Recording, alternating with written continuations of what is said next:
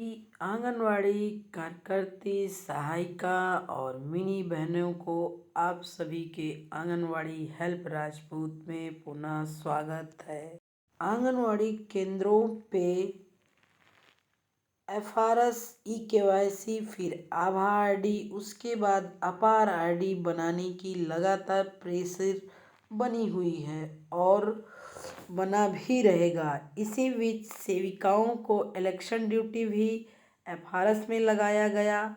उस समय सेविकाओं को मिला जिससे आंगनवाड़ी केंद्र बाधित रहे। इसके बाद फिर आपको भूमि सुरक्षा वाला सर्वे में लगाया गया और सेविकाओं को नए नए काम आए दिन मिलते चले जा रहे हैं।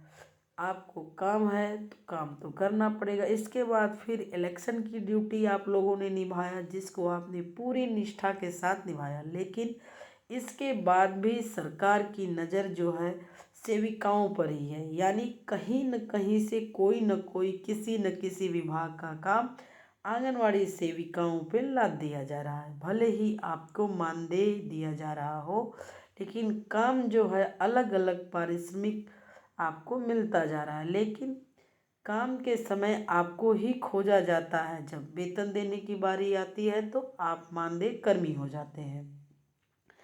आंगनवाड़ी केंद्र पर बाल संरक्षण सप्ताह मनाने का लेटर आ गया है। सेविकाओं बहनों, आपको क्या करना होगा चलिए तो हम जानते हैं।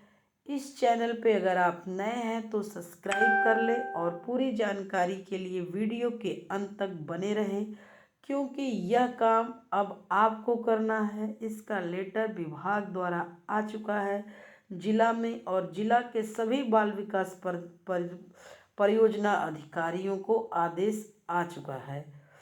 आंगनवाड़ी केंद्रों पर अब बाल संरक्षण सप्ताह मनाया जाएगा। इस सप्ताह में सेविका क्या करेंगी, चलिए हम उस लेटर के बारे में बात करते।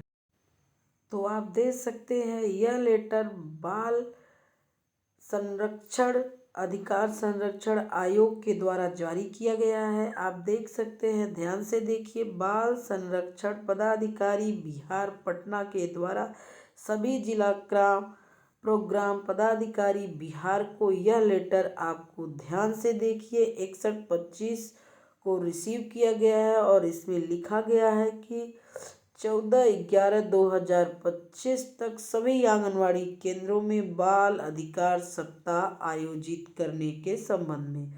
अब देखिए, इसके लिए भी बाल तो प्राथमिक विद्यालय में भी बाल पढ़ रहे हैं तो वहाँ बाल अधिकार मनाना चाहिए, लेकिन नहीं, जहाँ आंगनवाड़ी के बच्चे 0 से 6 वर्ष तक के होते हैं उन्हें बाल अधिकार समझाना कहीं नहीं होता, समझ भी नहीं आएगा उनको।